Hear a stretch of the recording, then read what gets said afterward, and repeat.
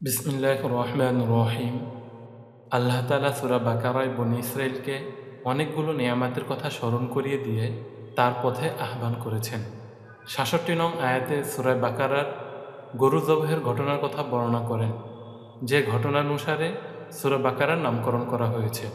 অতঃপর আল্লাহ তাআলা বলেন, ফাকুলনা যরিবুহু বিবাযিহা কাযালিকা ইউহয়িল্লাহুল মাউতা ওয়া ইউরীকুম আয়াতিহি লাআল্লাকুম তা'কিলুন ثم قست قلوبكم من بعد ذلك فهي كالحجارة أو أشد قسوة وإن من الحجارة لما يتفجر منه الأنهار وإن منها لما يشقق فيخرج منه الماء وإن منها لما يهبط من خشية الله وما الله بغافل عما تعملون فكلنا ضربوه ببعضها অতঃপর আমি তাদেরকে বললাম জবাইকৃত গাভীর কিছু অংশ দিয়ে মৃত্যু ব্যক্তির শরীরে আঘাত করতে। কাযালিকা ইউহয়িল্লাহুল মাউতা, আর এভাবেই আল্লাহ তাআলা মৃত্যুকে জীবিত করেন। ওয়া ইউরীকুম আয়াতিহি লাআল্লাকুম তা'কিলুন, আর তিনি তোমাদেরকে তার নিদর্শনসমূহ দেখান। লাআল্লাকুম তা'কিলুন, যাতে করে তোমরা অনুধাবন করতে পারো। সুম্মা কসাত কুলুবুকুম মিন বা'দি যালিকা, অতঃপর তোমাদের অন্তরসমূহ এর পরেও কঠিন হয়ে গেল। ফাহিয়া কাল হিজারা, তা পাথরের মতো। আও আসাদ্দু কাসওয়া, অথবা পাথরের চেয়েও বেশি কঠিন। ওয়া ইন্না মিনাল হিজারাতি লামা ইয়াতাফাজ্জারু মিনহুল আনহার, আর নিশ্চয়ই পাথরের মধ্যে কিছু আছে যা থেকে নহর উচ্ছরিত হয়।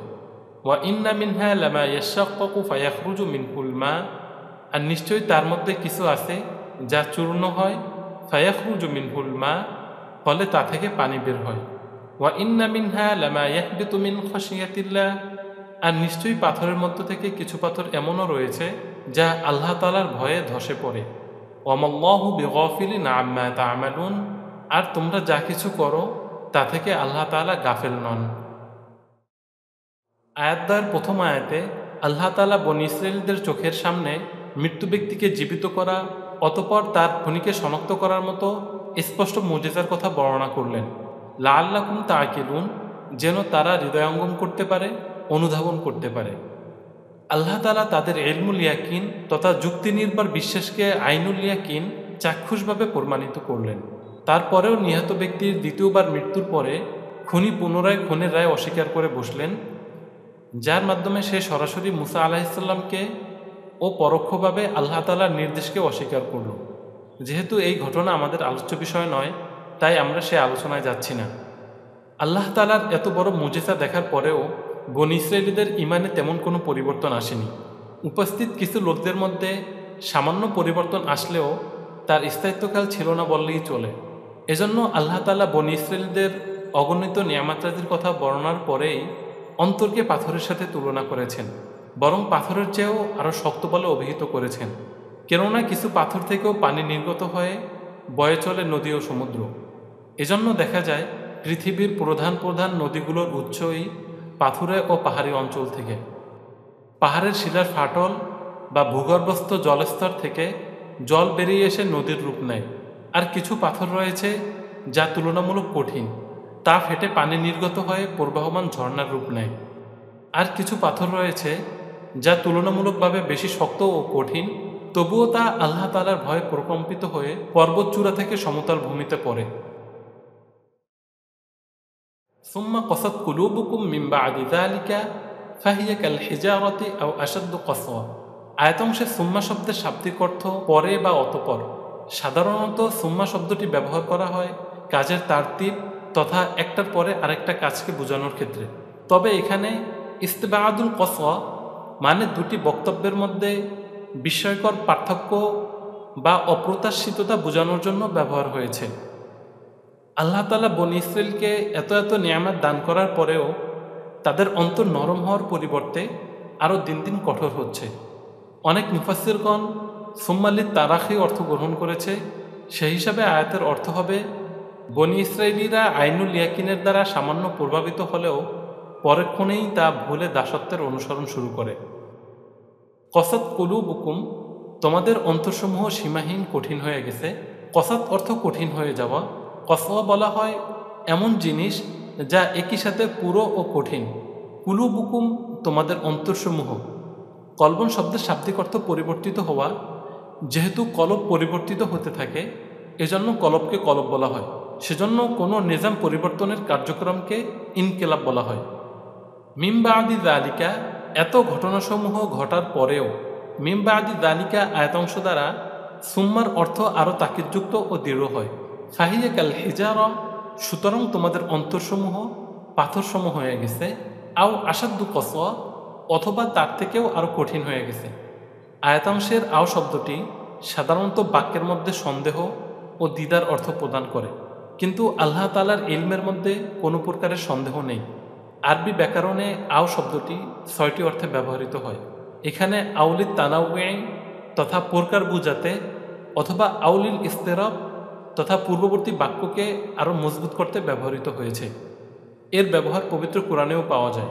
যেমন আল্লাহ তাআলা বলেন, ওয়া আরসালনাহু ইলা মিয়াতি আলফিন আও ইয়াজিদুন, এবং আমি ইউনূস আলাইহিস সালামকে ১,০০০ মানুষ বরং তার চেয়েও আরও বেশি মানুষের কাছে প্রেরণ করেছি। আও শব্দটি নিয়ে আমরা আল কোরআনের উপমা সিরিজের ২য় পর্বে আরও বিস্তারিত আলোচনা করেছি। আই বাটনে পর্বটি অ্যাড করে দেওয়া হয়েছে, চাইলে আপনি পুনরায় দেখে নিতে পারেন। আসাধ্য শব্দের অর্থ হচ্ছে বেশি, কসওয়া শব্দের অর্থ কঠিন, অধিক কঠিন। তাহলে আয়াতের অর্থ হবে, তারা আল্লাহ তাআলার এত এত নিয়ামত পাওয়া ও নিদর্শনকে দেখার পরেও তাদের অন্তরসমূহ নরম হওয়ার পরিবর্তে আরও পাথরের মতো কঠিন হয়েছে, বরং পাথরের চেয়েও বেশি কঠিন হয়েছে। ওয়া ইন্না মিনাল হিজাওয়াতি লামা ইয়াতাফাজ্জারু মিনহুল আনহার, আয়াতাংশ দ্বারা পূর্ববর্তী আয়াতাংশ আসাদ্দু কসওয়া এর তাফসির করা হয়েছে। তাদের অন্তর কেন পাথরের চেয়েও আরও বেশি কঠিন? কারণ পাথর থেকে পানি বয়ে সমুদ্র হয়ে যায়, কিন্তু তাদের অন্তরে কোনো পরিবর্তন আসে না। ওয়া ইন্না মিনাল হিজারা, এবং নিশ্চয়ই কিছু কিছু পাথর এমন রয়েছে লামা ইয়াতাফাজ্জারু মিনহুল আনহার, যা থেকে নদী বয়ে চলে। লাম তাকিদের জন্য, মা হলো ইসমে মৌসুল। ইয়াতাফাজ্জারু শব্দের অর্থ হচ্ছে প্রকাশ হওয়া, কোনো কিছু ভেদ করে বের হওয়া, ভেঙ্গে বের হওয়া। এজন্য সকালকে ফজর বলা হয়, কেননা ফজর রাতের অন্ধকারকে বিদীর্ণ করে সূর্যরশ্মি পৃথিবীতে পৌঁছায়।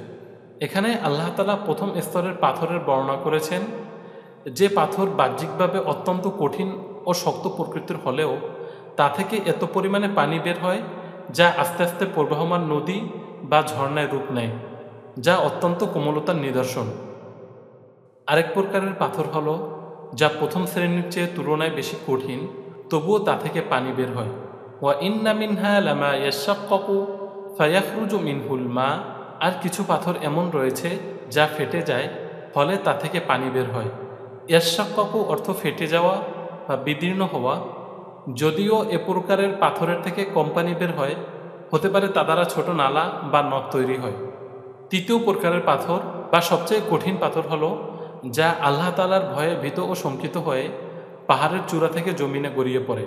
ওয়া ইন্না মিনহা লামা ইয়াহবিতু মিন খাশিয়াতিল্লাহ, আর নিশ্চয়ই কিছু পাথর এমন রয়েছে যা উপর থেকে প্রকম্পিত হতে হতে আল্লাহ তাআলার ভয়ে নিচের দিকে গড়িয়ে পড়ে। ইয়াহবিতু অর্থ কাঁপতে কাঁপতে উপর থেকে নিচে পড়া। খাশিয়াতিল্লাহ আল্লাহ তাআলার ভয়ে। খাশিয়াতিল্লাহ বলা হয় আল্লাহ তাআলার প্রতি এমন ভয় যা তার মাহাত্ম্য, জ্ঞান ও ক্ষমতা সম্পর্কে গভীর অন্তর্দৃষ্টি ও জানার ফলস্বরূপ একজন ব্যক্তির হৃদয়ে জন্ম নেয়। যে ভয় কোনো ক্ষতি বা শাস্তির আশঙ্কা থেকে নয়, কেননা কোনো কর্মের শাস্তিস্বরূপ যে ভয় তৈরি হয় তাকে খৌফ বলা হয়। তাহলে প্রশ্ন জাগে, পাথরের কি অনুভূতি শক্তি আছে? তা না হলে কিভাবে পাথর আল্লাহ তাআলার মহত্ব, বরত্ব অনুভব করতে পারে? উত্তর হলো হ্যাঁ, আল্লাহ তাআলা সকল সৃষ্টির মধ্যে এক ধরনের সচেতনতা দিয়েছেন যা আমরা অনুভব করতে পারি না। পাথরের মধ্যেও এমন অনুভূতি শক্তি আছে যা আমরা অনুভব করতে পারি না। যেমন আল্লাহ তাআলা বলেন, তুসাব্বিহু লাহুস সামাওয়াতুস সাবউ ওয়াল আরদু ওয়া মান ফীহিন্না ওয়া ইন্না মিন শাইইন ইল্লা ইউসাব্বিহু বিহামদিহি ওয়ালাকিন লা তাফকাহুনা তাসবিহাহুম। তুসাব্বিহু লাহুস সামাওয়াতুস সাবউ ওয়াল আরদ, সপ্ত আসমান এবং জমিন, ওয়া মান ফীহিন্না, এবং এর ভিতরে যা কিছু আছে সব কিছু আল্লাহ তাআলার তাসবিহ পাঠ করে। ওয়া ইন্না মিন শাইইন ইল্লা ইউসাব্বিহু বিহামদিহি, এমন কোনো কিছু নেই যা আল্লাহ তাআলার প্রশংসার তাসবিহ পাঠ করে না। ওয়ালাকিন লা তাফকাহুনা তাসবিহাহুম, কিন্তু তাদের তাসবিহ তোমরা অনুভব করতে পারো না। সুতরাং পাথরের তাসবিহ হয়তো এমন যে তা ফেটে পানি বের হবে, অথবা তা উপর থেকে গড়িয়ে পড়বে। যেমন আল্লাহ তাআলা পাখির ব্যাপারে বলেন, আলাম তারা আন্নাল্লাহা ইউসাব্বিহু লাহু মা ফিস সামাওয়াতি ওয়াল আরদ ওয়াত তায়রু সাফাত কুল্লুন কদ আলিমা সলাতুহু ওয়া তাসবিহাহু। আপনি কি দেখেননি আসমান এবং জমিনে যারা আছে এবং সারিবদ্ধ হয়ে উড়ন্ত পাখিরা আল্লাহ তাআলার তাসবিহ পাঠ করে এবং প্রত্যেকেই তার সলাত এবং তাসবিহসমূহ জানে। এছাড়াও হাদিসেও পাথরের অনুভূতি সম্পর্কে প্রমাণ পাওয়া যায়। যেমন রাসূল করিম সাল্লাল্লাহু আলাইহি ওয়াসাল্লাম বলেন, ইন্নী লা আরিফু হাজারাম বিমাক্কাতা কানা ইউসাল্লিমু আলাইয়া ক্বাবলা আন উবআসা ওয়া ইন্নী লা আরিফুহুল আন। মক্কায় আমি এমন একটি পাথরকে চিনি যে আমার কাছে নবুয়ত আসার পূর্বে আমাকে সালাম প্রদান করত। ওয়া ইন্নী লা আরিফুহুল আন, আর আমি এখনও তাকে চিনি। হতে পারে অদূর ভবিষ্যতে কোনো বিজ্ঞানী রিসার্চের মাধ্যমে প্রমাণ করবে যে পাথরেরও অনুভূতি শক্তি আছে এবং তা এভাবে কাজ করে। যেমন 19 শতাব্দীতে এসে স্যার জগদীশ চন্দ্র বসু তার রিসার্চের মাধ্যমে প্রমাণ করেছেন যে উদ্ভিদ শুধু বাড়ে না, বরং তারা স্পর্শ, আঘাত ও পরিবেশের পরিবর্তনের প্রতি সংবেদনশীল এবং প্রাণীর মতোই বৈদ্যুতিক সংকেতের মাধ্যমে তারা সাড়াও দিয়ে থাকে। ইয়াহবিতু মিন খশিয়াতিল্লাহ আয়াতাংশ সম্পর্কে আরেকটি মত হলো, এর দ্বারা হাকিকি অর্থ উদ্দেশ্য নয়, বরং মাজাজি তথা রূপক অর্থ উদ্দেশ্য। মানে পাথরের অনুভূতি শক্তি নেই, কিন্তু প্রাকৃতিক ও স্বভাবগতভাবে জগতের সব কিছুই আল্লাহ তাআলার হুকুমের অধীন। সেই হিসাবে এখানে ইয়াহবিতু মিন খশিয়াতিল্লাহ বলা হয়েছে। যেমন আল্লাহ তাআলা অন্য আয়াতে বলেন, জিদারা ইউরিদু আইয়ানকাযা ফাআকামা।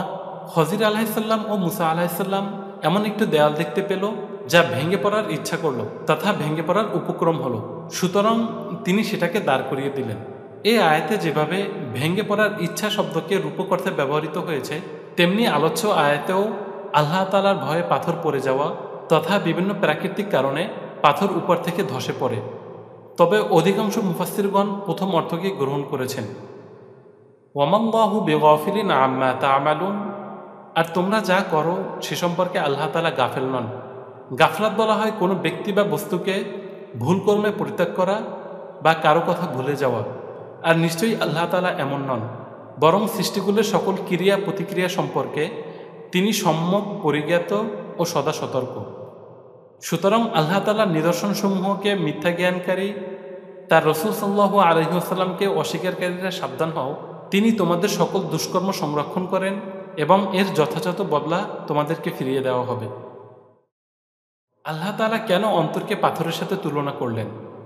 পৃথিবীতে পাথরের চেয়েও অনেক প্রাকৃতিক কঠিন পদার্থ রয়েছে, যেমন ডায়মন্ড, টোপাস, ক্যালসাইট ইত্যাদি, কিন্তু মানুষের অন্তরের সাথে তুলনা করার জন্য পাথরই সর্বোপযোগী। কারণসমূহ হল: 1. প্রাচীন আরবে এবং মানব ইতিহাসে পাথর ছিল সবচেয়ে সহজলভ্য ও পরিচিত কঠিন পদার্থ। মানুষ এর কঠোরতা, অনমনীয়তা এবং স্থায়িত্ব সম্পর্কে অবগত ছিল। হীরা বা লোহা এর মতো অন্য কঠিন পদার্থগুলি দুর্লভ ছিল। একটি পরিচিত বস্তুর সাথে তুলনা করলে শ্রোতা সহজেই তার কঠোরতা ও অনুভূতিহীনতা উপলব্ধি করতে পারে। এজন্য আল্লাহ তাআলা অন্তরকে পাথরের সাথে তুলনা করেছেন। 2. পাথর এমন এক পদার্থ যা প্রচণ্ড উত্তাপেও সহজে গলে না, বরং ফেটে যায় কিন্তু আত্মসমর্পণ করে না। মানুষের অন্তরও অনেক সময় তেমনই হয়। অহংকারের বশে সে নিজের স্রষ্টাকে ভুলে যায়, যিনি তাকে সৃষ্টি করেছেন, তাকেই অবজ্ঞা করে উদ্ধত আচরণ শুরু করে, প্রয়োজনে দিনের বিরুদ্ধাচরণ করে, এমনকি আল্লাহ তাআলা ও তার রসুলের সঙ্গে যুদ্ধেও নেমে পড়ে। তবুও সত্যের সামনে নিজেকে নত করে না, বরং পাথরের মতো কঠিন হয়ে থাকে। এর পরিণতিতে সে শুধু পরকালে নয়, বরং দুনিয়াতেও ক্ষতিগ্রস্ত হয়। কারণ যে অন্তর আল্লাহ তাআলার সামনে বিনয় শেখে না, তার পরিণতি অবধারিতভাবে ধ্বংস। ফলে সে উভয়জাহানের ক্ষতিগ্রস্তদের মধ্যে সামিল হয়। 3. পাথর অত্যন্ত কঠিন প্রকৃতির পদার্থ হলেও যখন তা থেকে আল্লাহ তাআলার নির্দেশে ঝর্ণা দ্বারা প্রস্রবণ হয়, তখন তা প্রাণবন্ত হয়ে ওঠে।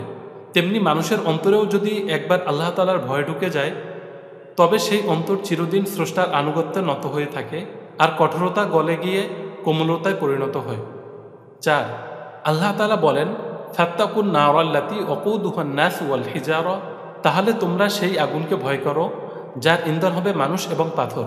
এই আয়াতে পাথরকে আগুনের ইন্ধন হিসেবে উল্লেখ করা আসলে ইঙ্গিত করে পাথর যেমন কঠিন তেমনি মানুষের অন্তর যখন আল্লাহ তাআলার স্মরণ থেকে মুখ ফিরিয়ে নেয় তখন সেটিও সেই পাথরের মতো কঠিন ও জ্বলনযোগ্য হয়ে পড়ে।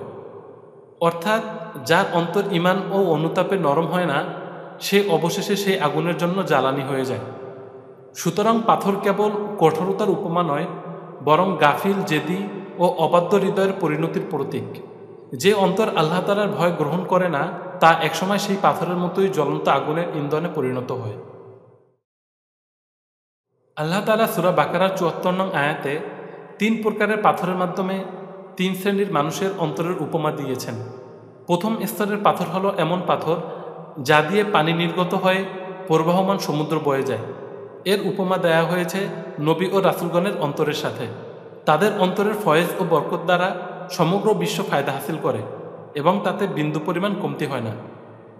দ্বিতীয় শ্রেণীর পাথর, যা থেকে প্রথম স্তরের পাথরের থেকে কম পানি নির্গত হয়, হয়তো তা দ্বারা ছোট ছোট নালা বা কূপ ভর্তি হয়।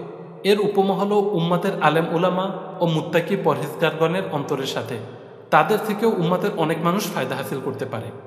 তৃতীয় স্তরের পাথর হলো এমন পাথর যা থেকে পানি তো নির্গত হয় না, কিন্তু তা আল্লাহ তাআলার ভয়ে পর্বতচূড়া থেকে প্রকম্পিত হতে হতে সমতল ভূমিতে গিয়ে পড়ে। এর উদাহরণ হলো সাধারণ মুসলমানগণের অন্তরের সাথে, যাদের দ্বারা অন্যরা তেমন উপকৃত হতে না পারলেও তারা স্বীয় ঈমান ও আকীদা হেফাজত করতে জানে এবং পারে। তবে কাফের ও মুশরিকদের অন্তর তো পাথরের চেয়েও কঠিন। তারা না নিজের উপকার করতে পারে আর না অন্যের উপকার করতে পারে। আয়াতের শেষ অংশে যেন এক অলিখিত প্রশ্ন প্রতিধ্বনিত হয়। পাথরও আল্লাহ তাআলার ভয়ে ফেটে যায়, তাতে ঝর্ণা দ্বারা প্রবাহিত হয়। তবুও অনেক মানুষের এমনও হৃদয় রয়েছে যারা আল্লাহ তাআলার অগণিত নিয়ামতসমূহ ভোগ করে, তার নিয়ামতসমূহ দেখে, তবুও তারা আল্লাহ তাআলার অবাধ্যতায় অনড়। সুতরাং আমার অন্তরের অবস্থা কেমন? আল্লাহ তাআলা এই আয়াতে শুধু একটি উপমা প্রদান করেননি, বরং মানুষের আত্মাকে আয়নার সামনে দাঁড় করিয়ে দিয়েছে, যেন নিজের সামনে থাকা সবচেয়ে কঠিন বস্তুটির সাথে নিজের অন্তরের তুলনা করা যায়, যেন তার দরবারে ফিরে আসি। দরজা এখনও বন্ধ নয়, শুধু একটিবার খাঁটি তওবার প্রয়োজন। তিনি আমাদের ডাকে সাড়া দেন, অবশ্যই সাড়া দিবেন। যে অন্তর সত্যিকার অর্থে আল্লাহ তাআলার ভয় একবার অনুভব করে, তা মুহূর্তেই রূপান্তরিত হয়ে যায় কোমলতায়, নরমতায় ও আনুগত্যে। কারণ আল্লাহ তাআলার ভয় সেই শক্তি যা মৃত অন্তরকে জীবিত করে তোলে, যা পাথরের ভেতর থেকেও পানি বের করতে পারে, আর যে ভয় মানুষের ভিতর থেকেও ঈমানের আলো উদ্ভাসিত করতে সক্ষম। তাই আমরা নিজেদেরকে প্রশ্ন করি, আজ আমাদের হৃদয় পাথরের চেয়েও শক্ত, নাকি পাথরের মতো, নাকি আল্লাহবিত হৃদয়ের মতো প্রবাহমান? আল্লাহ তাআলার কাছে আমরা প্রার্থনা করি তিনি যেন আমাদের অন্তরকে নরম এবং কোমল করে দেন এবং ওই শ্রেণীর অন্তরের মধ্যে শামিল করেন যে অন্তর থেকে ঝর্ণা দ্বারা প্রবাহিত হয়। এবং তার কাছে এই দোয়া বেশি বেশি করার তৌফিক প্রার্থনা করি, আল্লাহুম্মা লা তাজআল কুলুবানা কাসিয়া ওয়াজআলহা খাশিআতাল লাক ইয়া আরহামার রাহিমিন। আসসালামু আলাইকুম ওয়া রাহমাতুল্লাহি ওয়া বারাকাতুহু।